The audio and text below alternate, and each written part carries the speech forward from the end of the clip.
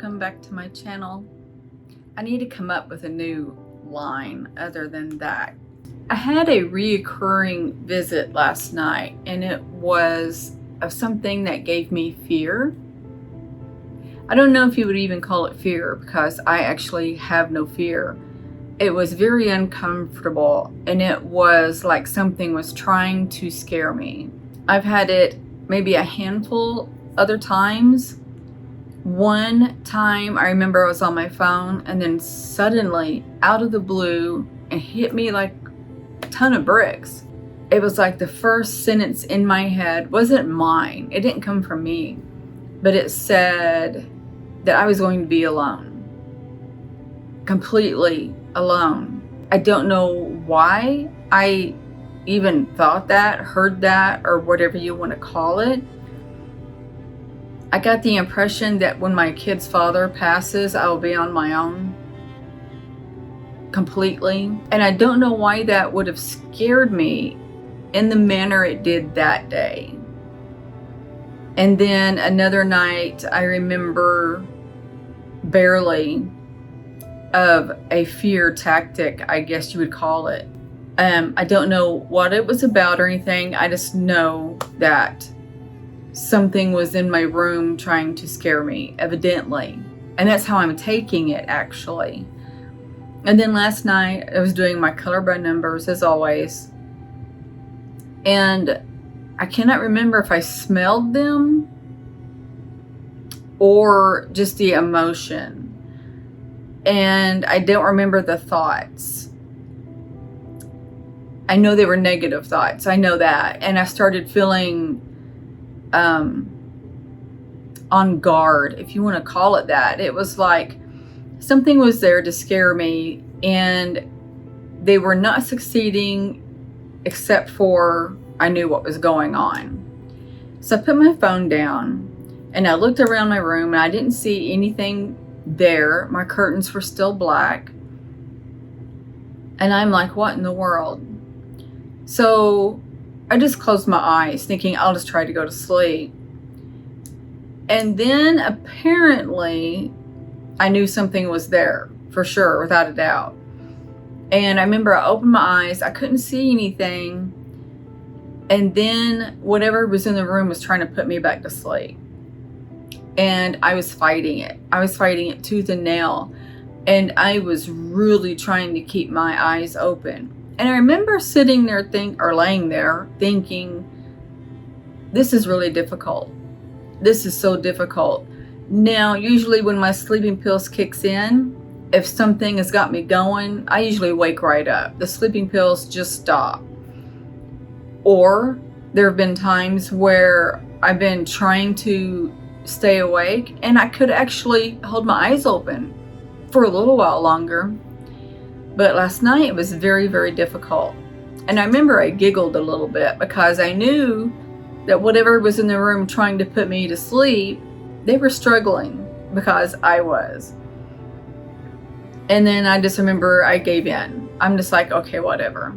And then I went to sleep. I don't know why they forced me to sleep. I don't have a clue. Maybe I can't remember where I got this information, but I remember hearing, reading, seeing, whatever, that they like you asleep better when they work on you, so you won't stir. Meaning, you're not going to get irritated and roll over because something is bothering you. Or you're not going to sit there and constantly stretch and roll over all night long. So they like you really good in a deep sleep and still. But I don't know what it was or what it is. I do know, as I was getting ready for bed last night, I felt a little low. I felt a little down for the first time in a while. I remember thinking of my soulmate. And of course, I miss him. I've downloaded these pictures on my phone. They reminded me of him, and I think that's what triggered it, maybe. But I remember feeling sad a little bit that I'm not with him. And it's like if I think about him hard enough, I can feel him. I know what he is. I know what he feels like. I know what his love feels like. His authoritativeness. I think that kind of made me sad a little bit. And I think this morning, I kind of woke up okay this morning, actually. I had to go get some blood drawn. My hypoglycemic is getting pretty bad, and there's diabetics that run in the family. And every now and then my hypoglycemic will get bad, but it tends to cease in that, I guess, every now and then. It's like, I'm just going to throw it out there, once every 6 months, it gets pretty bad. And this is that time. But it just hit me the other day. I wonder if I'm turning diabetic. And maybe that's why I can't lose weight. I did this once before where I struggled to lose weight, and a doctor told me I was borderline diabetic. And of course that scared me. But I was at the point in my life where I could not drop the weight at all. I had to have weight loss surgery to do it. No matter what I did, I couldn't drop it. Working out, doctors' diets, shakes from doctors, you name it. And I'm back there again. I gained a little bit of weight of stress eating at very traumatic times in my life, and I gained some weight. And now it seems to not stop. It keeps coming on. So I went to have my blood drawn. I don't know why I got off on that whole big story for that. And then I was okay. I went to get my daughter. I went to take her somewhere and then took her back home. Well, we ate first, and I took her home. Was still in a good mood until I got home. And then I started feeling down again. I knew before I got here I was going to meditate or try to. And I did, and failed miserably. My mind could not quiet, so I stopped. And I was going to watch a movie on HBO Max on my computer because my TV doesn't work. I couldn't find anything that I wanted to watch. Then I was sitting around debating, do I need to do a video? And I started getting down even with that, thinking, what am I going to talk about? I have nothing to talk about. Of interest, anyway. And then I started just getting down. I started getting bummed out. And then I turned on my YouTube Studio app that lets you see things, as in how many subscribers have watched my videos, how many liked, how many left comments, things like that. And I uploaded last night. When I woke up this morning, it was already at 7. 7 of you guys have watched. And I'm like, oh, I don't recall it happening that fast, but okay. And then just now I was scrolling through and 2 more have watched. So I have 9. And that makes me feel good. It really does. Although it's very little, but still makes me happy. And I'm like, okay, I'll do a video. I will do a video. I don't know what I'm going to talk about, but I will do one. And then I remembered last night's visit and thought, well, okay, I'll share that one. I don't know if these visits that I feel something is trying to scare me. I don't know if that is authoritativeness or power. I have felt in the past, I want to say a bunch of beings, but then I question myself, what makes me feel like it's a bunch of beings and not just one?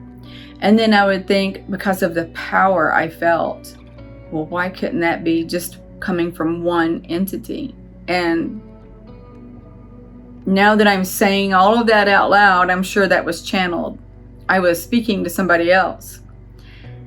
So, and it could have been one entity. Seldomly do I see that and feel that, but I don't ever know for sure by feeling it if it's just one or more. But I don't know if that's what it was last night. These beings that are so far more advanced than we are, they have a different feel to them.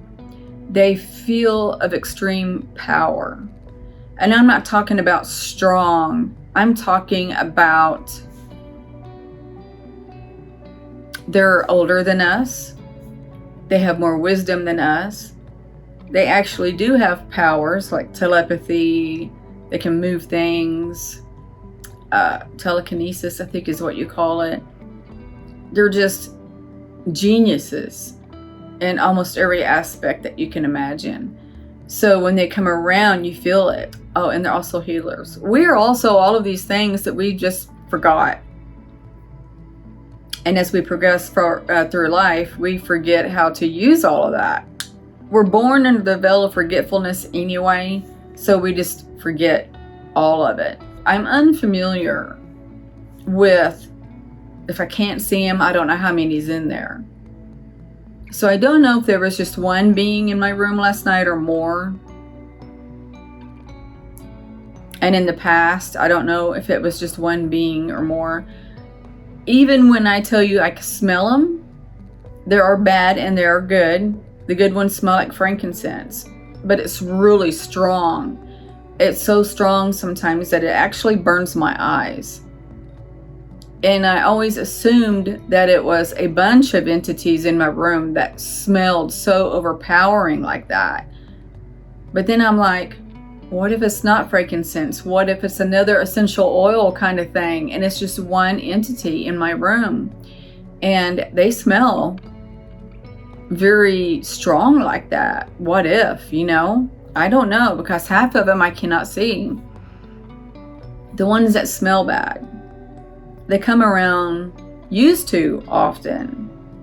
And the last time that I remember them coming around was, I think last year when I was sick in my apartment. I was sick and not doing well, and they came in my apartment. I smelled them, and they smelled bad. It smelled like horrible hygiene, sweaty wax. I don't know why, but every time I smell them, I think of wax, and I don't know why. I don't know where that fits in, but they don't smell good. Those are the bad guys, and of course, they cannot interfere with me. I'm highly protected, but they can't interfere. And I think that was the last time I had said, you're no longer welcome. You cannot come back. I used to smell cigarette smoke constantly. No, I shouldn't say constantly. I didn't even know why I said constantly. Often. And I always took it as it was one of my stepdads, my stepmom, or another relative that I knew had crossed over that smoked. But then I started thinking, well, what if it's just an entity that kept coming around that had smoked? I don't know. But why would they smell like cigarette smoke? As a remembrance? Hey, remember me when I used to smoke kind of thing, I don't know. I think I would benefit from writing a journal of my visits. I keep saying that, and I don't. And I don't know why I don't. I don't know. I need to start at some point, that's for sure. In the beginning of my visits, I did write. I wrote every visit down. And then it got where I'm just like, I'll remember these. Why am I writing them down? Well, no, I do forget. As time goes, I forget a lot of them. Sometimes I lay in bed and one will pop in my head and I'm like, I remember that. I forgot all about that. So I do forget. And I would like to remember all of my visits. I don't tell you guys all of my visits. I really don't. And I used to be afraid that people would think that I was lying or they would make fun of me, but now I don't care. And I'll tell you 2 of the visits that I remember that I felt that way and didn't share. It was in the beginning of my awakening time, kind of. And this is when I started seeing him with my eyes and seeing the ships come through the ceiling. But I remember one time I woke up and as always, as you know, I made eye contact immediately. And I don't know if it was eye contact, like eye to eye, but they know when you see them. I don't know. They don't have to be looking at you to know. But at the very top of my ceiling, it was like this foot tall, maybe below a foot tall, looked like a miniature astronaut. It was all in white, a white suit, white helmet, and I think with a gold visor, maybe. And it was like he was walking on a plank. Okay, he was walking on something. And his head was almost to the ceiling, but he couldn't bend, not even a foot. And as soon as I made eye contact with it, I'm like, what in the world? He stops. And then he either backs up or he turns around and goes out the same way he came in. And my room, that wall, is the wall that would go outside. And then there was another one. And all I remember of this one was from the waist down. And this one was kind of funny. He was in blue, white, and red. Red, white, and blue. I think he had red boots on, a blue shiny spandex one-piece suit thing with white marked on it. And when I woke up and looked, its waist down was the only thing poking through the wall. And he was really trying, you can see his legs kicking. He was trying to get out. I don't know if he got stuck or what, but he was up high too. He could have been the same height, a foot tall or less. Not more, less. And you could tell he was struggling. He was struggling to get out of that wall. And that's all I remember. But I thought that was funny. And those two I would not tell, because I'm like, that's crazy. There cannot be any ETs out there anywhere that size. And yes, there is. There actually is. Back then, I wouldn't have believed it if you would have told me. And I still didn't believe in fairies until I seen them. Fairies do exist. I used to think my mother was crazy because she said that she could see fairies. So, yeah. There's other things I haven't told you, and I think this video is going to be long enough anyway. And I might just start writing them down and telling you about them. But yeah, my journey since my awakening in 2020 has been amazing. It has had its ups and downs, that's for sure. But knowing where you come from and knowing there's a whole different side of the world that you're at than where you're at, that sounds better. That's amazing in itself. And to know that all these entities follow you around, meaning your guides, the angels, and many other beings. You can walk by a being and they can see you and feel a connection of some sort, whether it be bad or good, and they can follow you.